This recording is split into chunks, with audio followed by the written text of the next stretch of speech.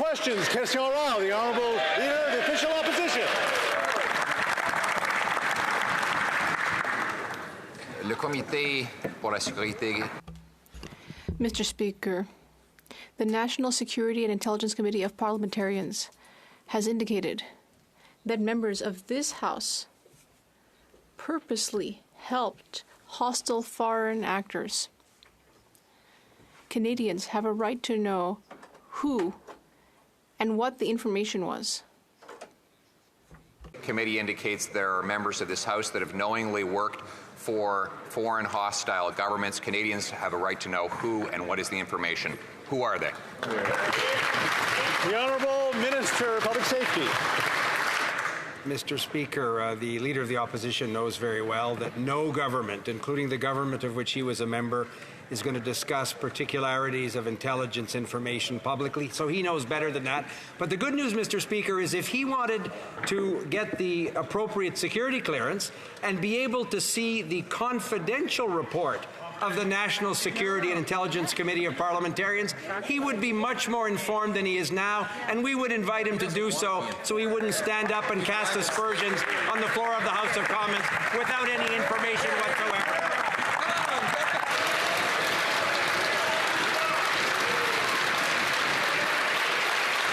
The Honourable Leader of the Official Opposition. Mr. Speaker, we don't need secrets and confidentiality. That's what got us into this problem in the first place.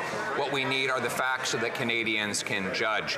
Just like in the case of the Green Slush Fund, the Auditor General revealed $123 million of spending that broke the rules, $59 million of projects that never should have been awarded money at all, $76 million in money gone to companies connected to the Liberal-appointed members, including $217,000 to the chair of the fund that was giving out the money. Will the government support our common sense plan to hand over all this information to the RCMP for a police investigation? The Honourable Deputy Prime Minister. Mr. Speaker, it is no surprise that today the Conservatives don't want to talk about the economy. But we know that the economy is the issue that most concerns Canadians. Right. And that is why I am so glad to share some great news. Today, the Bank of Canada lowered interest rates.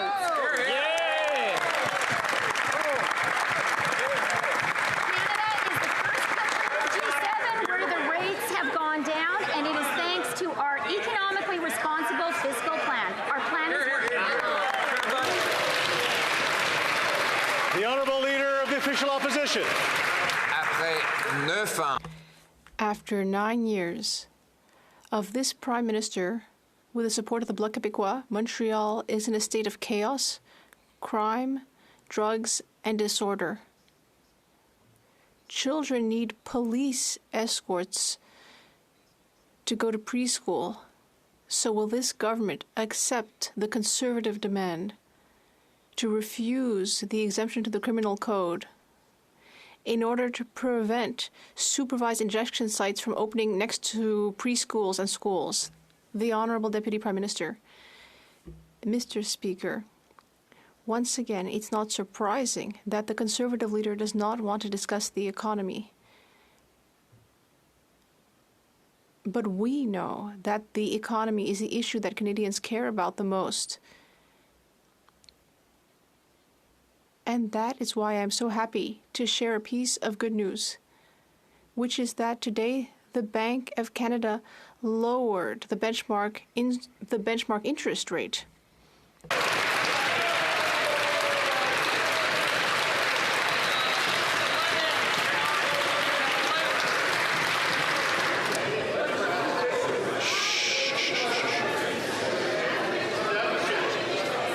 The Honourable Leader of the Official Opposition.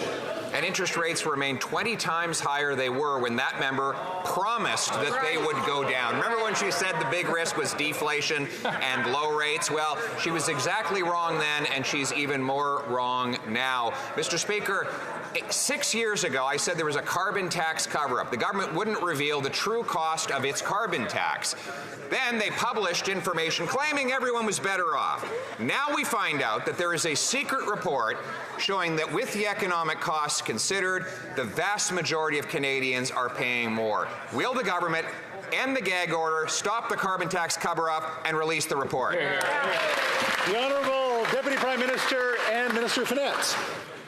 You know, Mr. Speaker, it is just really sad and shameful that the Conservatives continue to talk down the Canadian economy and that they are unable to celebrate our great country. But the reality is, Mr. Speaker, this has been a great week for Canada. First, the Oilers made it to the Stanley Cup Finals. And then today, the Bank of Canada lowered interest rates. Canada's on a roll, Mr. Speaker. Our plan is working. The Honourable Leader of the Official Opposition. Speaker, the government has put the parliamentary budget officer under a gag order. In fact, I have a copy of the gag order right here, and it says, this is a letter from the Environment Minister to the parliamentary budget officer. The department is providing information that is unpublished. As such, I request you to ensure that this information is used for your office's internal purposes only and is not published or further distributed. They don't want Canadians to know the true cost of the carbon tax. Why won't they end the gag order, stop the carbon tax cover-up, and release this report today? The Honourable Deputy Prime Minister. Mr. Speaker, the person who seems to be laboring under a gag order is the Conservative leader. And that gag order seems to prevent him from saying anything positive about our amazing country. The fact is, today is a day of really good news. The Bank of Canada has lowered interest rates. Canada is the first G7 country to lower rates. Our government's economically responsible plan has created the conditions that made that possible.